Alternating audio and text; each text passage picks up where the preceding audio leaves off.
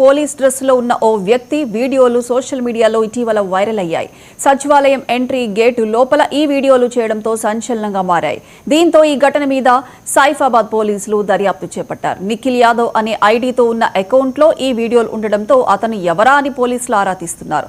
పాత బస్తీలో డ్రెస్ కొని సీఎం రేవంత్ రెడ్డిని కల్పిస్తానని, ఐపీఎల్ టికెట్లు ఇప్పిస్తానని నిఖిల్ వీడియోలు చేసినట్లు గుర్తించారు. అతని మీద ఏపీలో పలు పోలీస్ స్టేషన్లో చీటింగ్ కేసులు నమోదైనట్లు సమాచారం.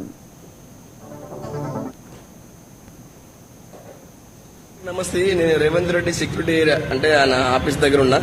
ఎవరన్నా రేవంత్ రెడ్డిని కలవాలంటే నాకు మెసేజ్ చేయండి, లైక్ చేయండి, ఇంకొకరికి షేర్ చేయండి. హాయ్ అందరికి నమస్తే, నేను రేవంత్ రెడ్డి సెక్యూరిటీ అంటే ఆయన ఆఫీస్ దగ్గర ఉన్నా. ఎవరన్నా రేవంత్ రెడ్డిని కలవాలంటే నాకు మెసేజ్ చేయండి, లైక్ చేయండి, ఇంకొకరికి షేర్ చేయండి.